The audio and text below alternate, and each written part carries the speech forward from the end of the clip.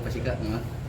Bukan, kita kan setiap adanya persidangan hari Kamis ini selalu ada aja cerita gitu kan, selalu ada aja yang membuat ini netizen Indonesia ini menjadi teracak-acak emosionalnya ya. Nah, saya mengatakan itu untuk kita itu nggak usah kaget kalau nanti dalam persidangan ini ada gebrakan-gebrakan baru lagi apa gitu.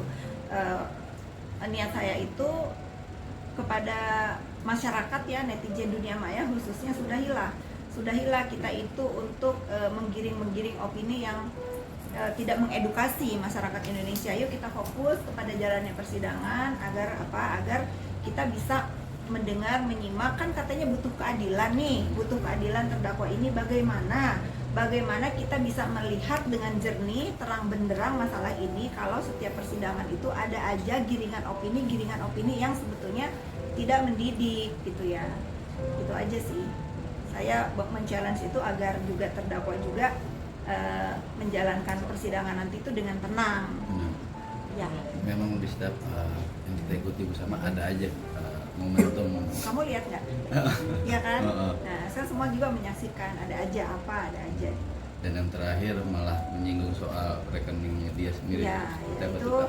Nah, terkait dengan itu saya senang banget nih ya, dengan seiringnya waktu berjalan banyak banget anak-anak muda yang speak up tentang ini, tentang katanya kabar Bang BCA Budi Somasi, bagaimana dijelaskan oleh anak-anak muda yang pintar juga. Saya dari tadi lihat tuh banyak banget yang bersuara tentang ini.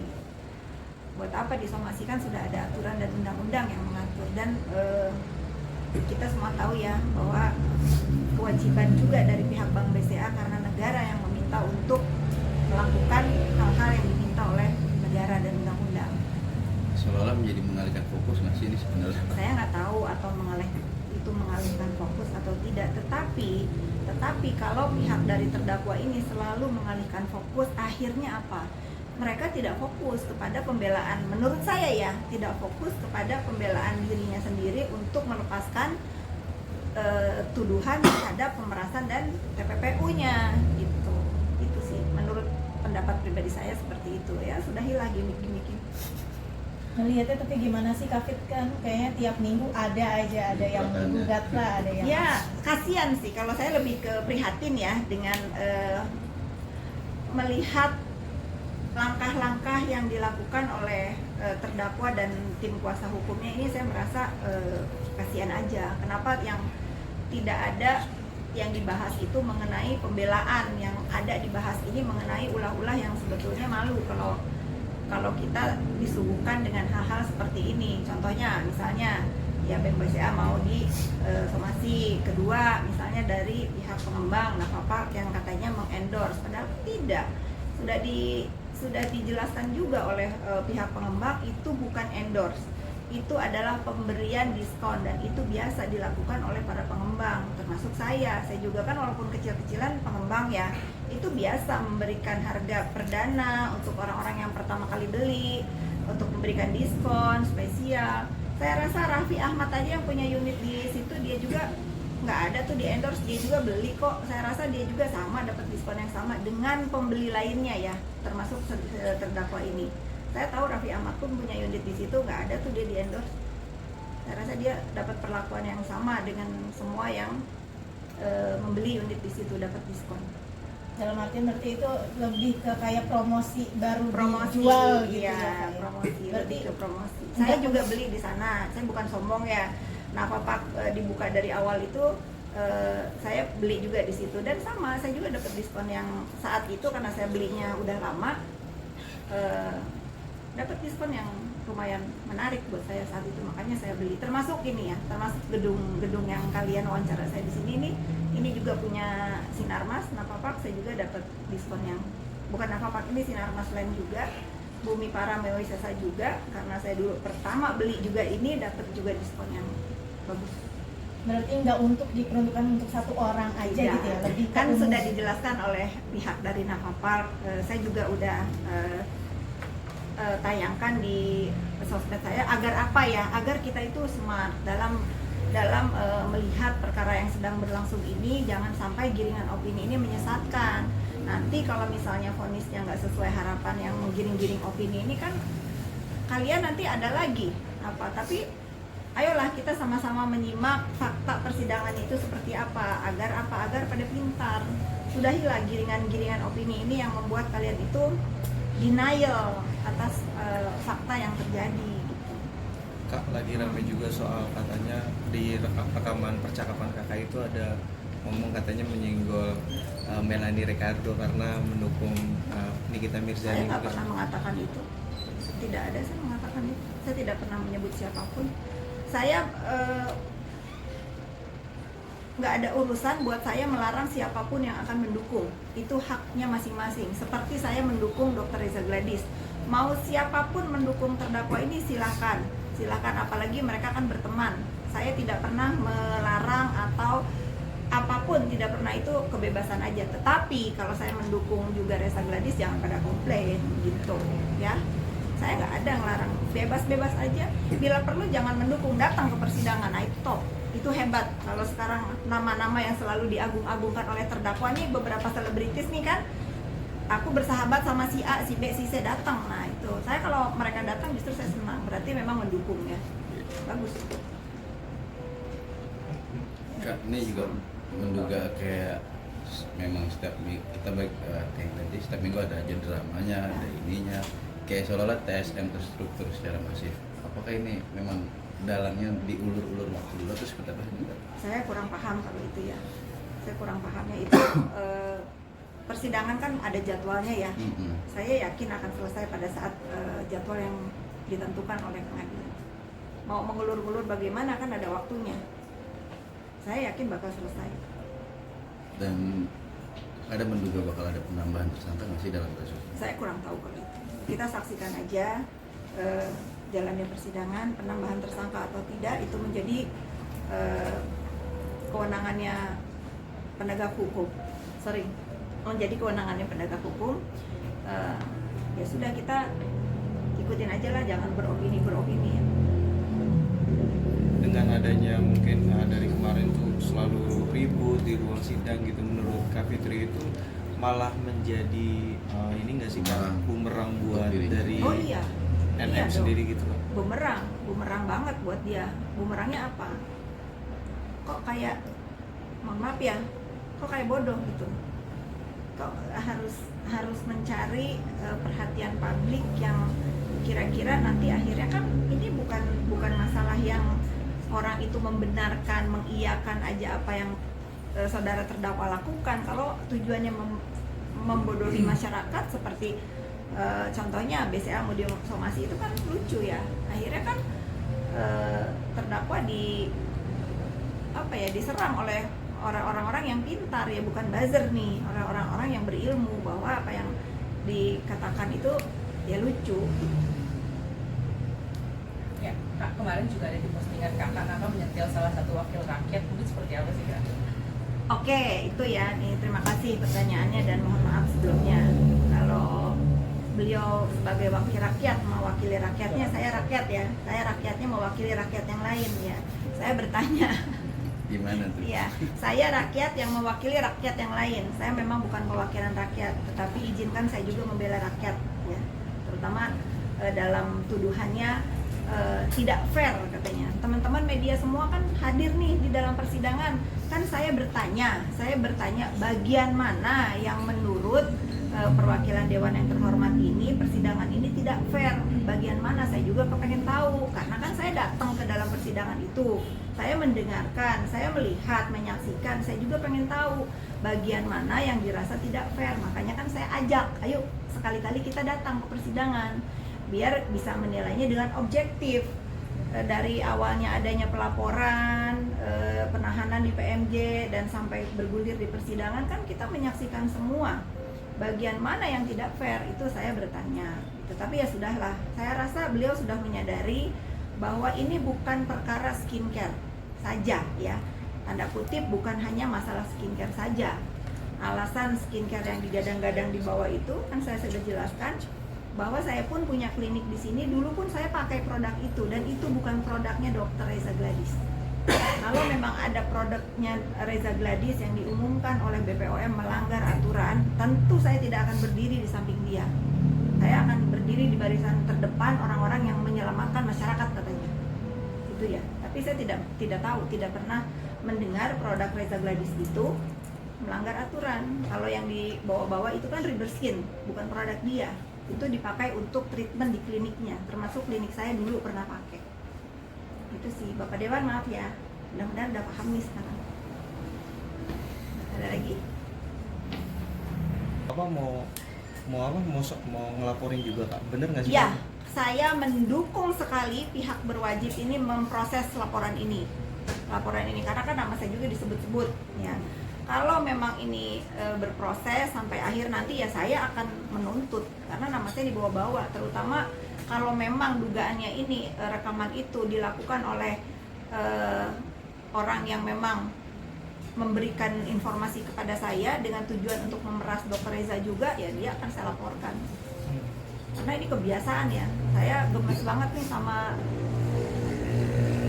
ulah-ulah di dunia maya yang menjadikan dunia maya ini sebagai ajang pemerasan premanisme dunia maya. Saya gerah, kita jangan menormalisasi dan jangan membiarkan inilah. Kalau sampai ini diproses dan tidak terbukti, saya akan menuntut. Saya yang akan menuntut karena nama saya dibawa-bawa. Tapi Kak Fitri sudah mendengar full, katanya kan ada fullnya ya, mungkin Kak Fitri sudah diinfokan. Saya sudah mendengar dari orang yang direkam. Ya, tidak seperti itu. Saya sudah diberikan keterangan oleh Mufid. Saya juga tanya ini suara siapa, dan itu bukan kakaknya Mufid ya. Iya, ini Itu ya orang lain yang mungkin ingin membela, dan itu rekamannya dipenggal.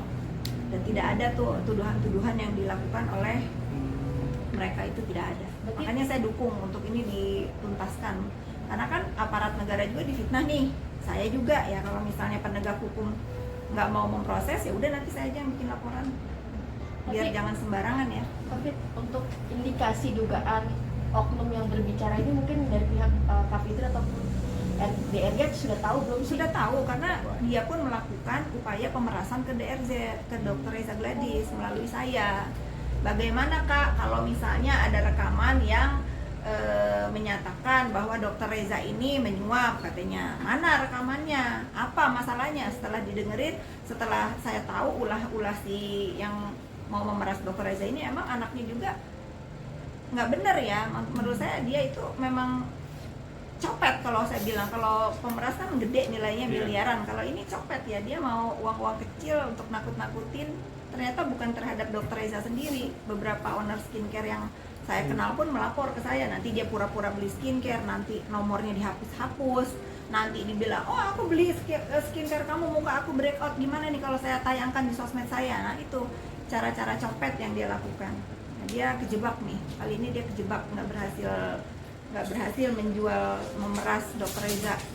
Dia menjual mungkin informasi itu dengan akhirnya ya kita lihat aja nanti sampai di mana. Berarti 2 orang itu memang ingin Satu indikasi- orang. Oh, 1 orang cewek itu ya Kak? Atau yang mana Kak? Yang cowok.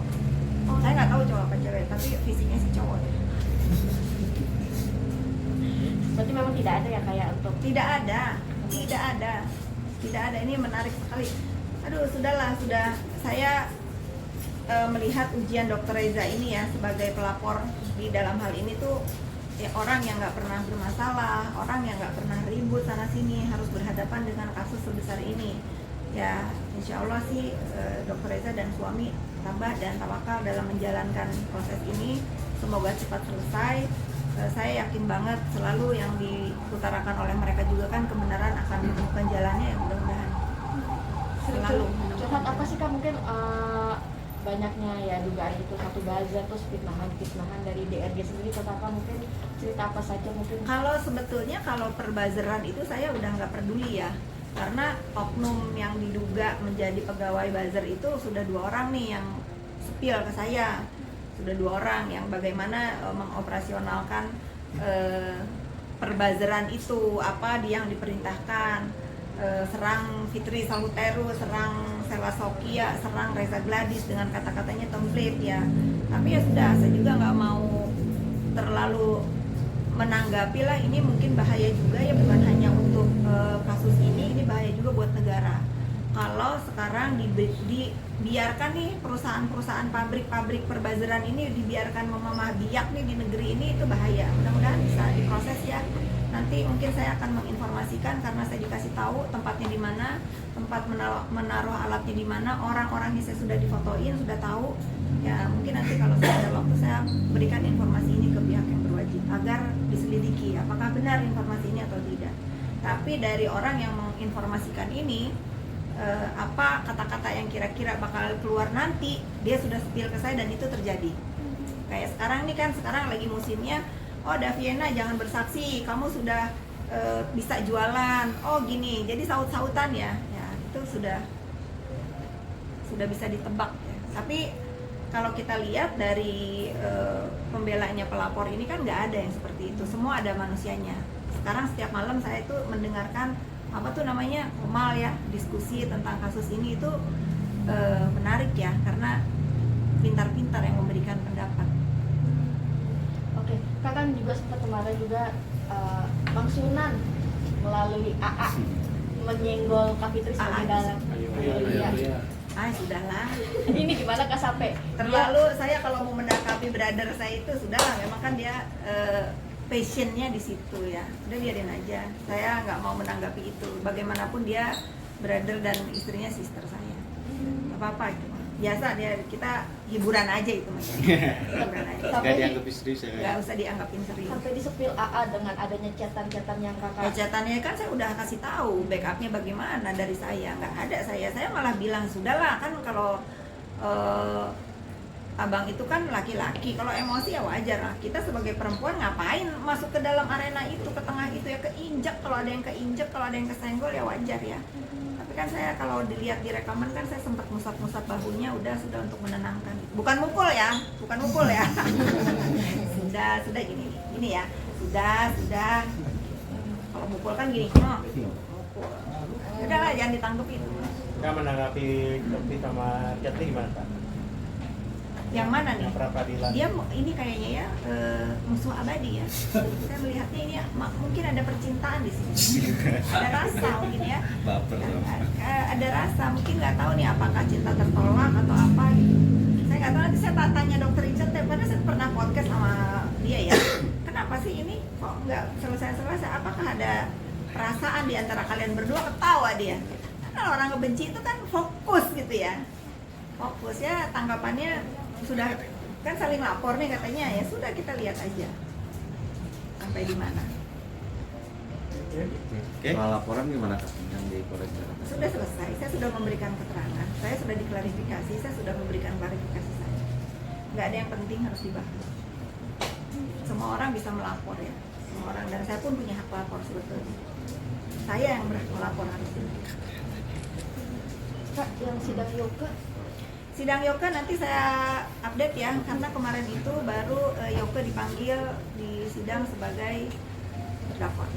Untuk kelanjutannya saya belum tahu, nanti saya kasih tahu kalian semua. berarti sudah digelar ya? Sudah memasuki sidang tahap awal. Oke, gimana Kak, artinya ini sudah digelar, yang tadi kan indikasinya kan lama, takutnya kan Yoga keburu dideportasi karena Nggak ada lah, sudahlah. Ini kalian ini jangan juga termakan hoax ya. Kalian media-media yang bagus nih pemberitaannya, nggak mungkin. Itu negara itu sudah mentersangkakan orang, pasti akan selesai.